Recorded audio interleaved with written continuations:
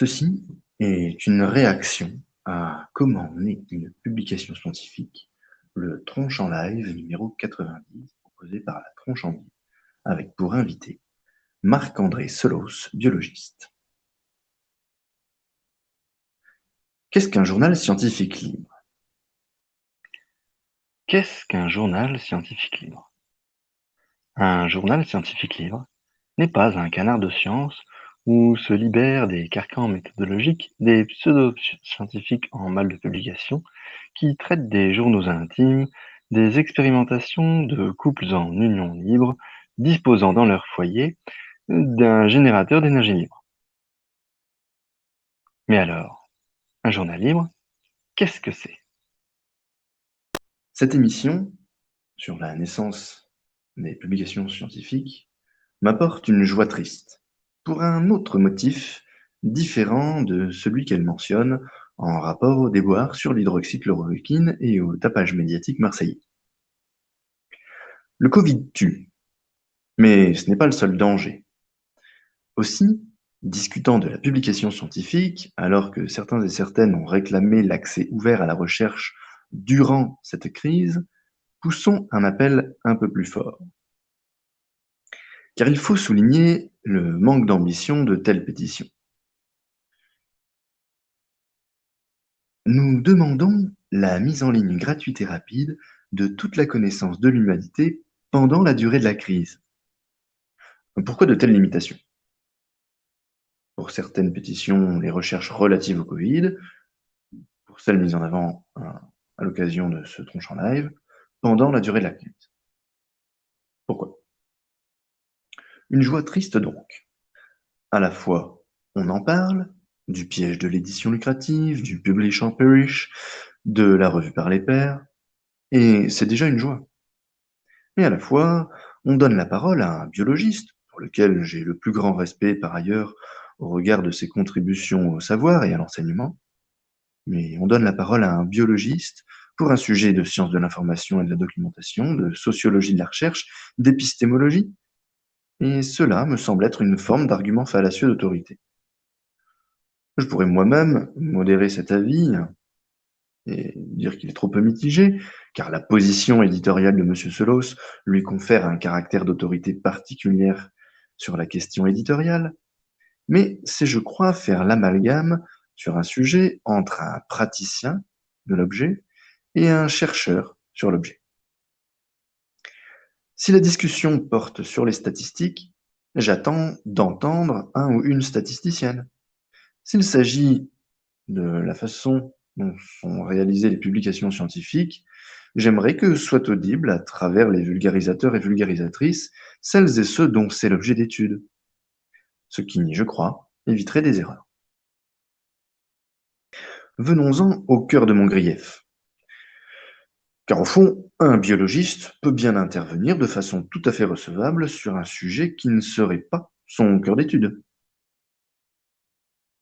Mais il y a un hic. À 1h39. Question, parce que vous allez me dire, avec une description comme ça, vous n'avez qu'une envie, c'est de partir en courant. Et on ne peut pas. Ce on ne peut pas me semble à la fois faux et surtout grave. En entretenant ce mythe de la prison, personne ne pousse la porte, qui en fait n'est absolument pas verrouillée. Cette affirmation et cette attitude de la part d'un chercheur, avec de surcroît une position toute particulière dans le processus de publication, me choque. Elle est soit un paralogisme, soit un syllogisme. Partant d'un principe de bonne foi, je concède le paralogisme. L'affirmation, on ne peut pas sortir, ne requiert qu'un contre-exemple pour être démenti. Question qui aurait pu être soulevée, par ailleurs, par l'équipe de la tronche en biais.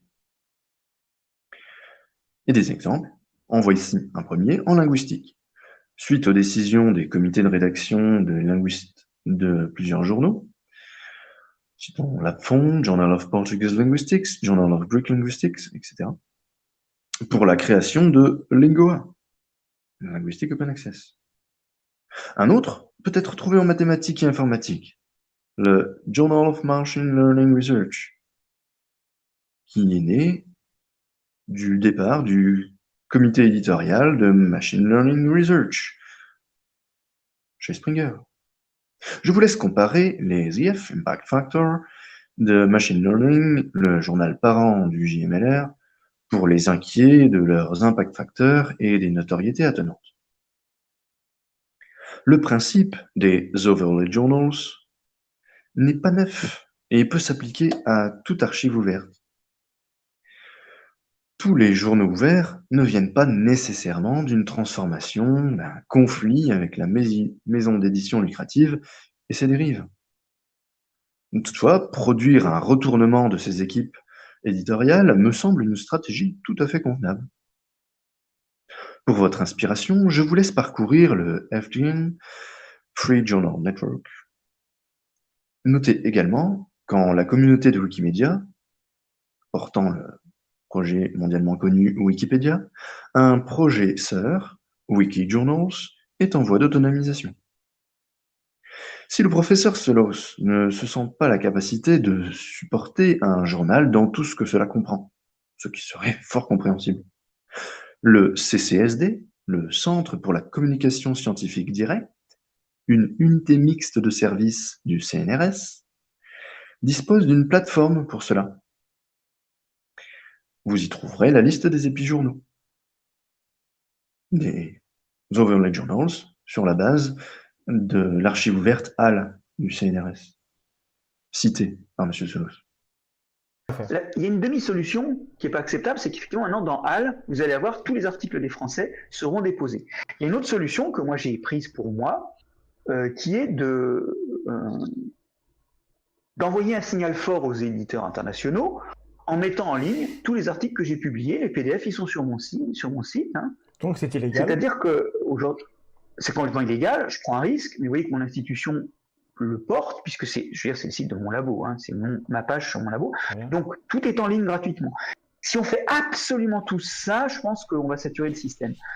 Mais il faudrait qu'on le fasse tous, et je ne sais pas si ça marchera. Non, en fait, j'ai pas de solution idéale.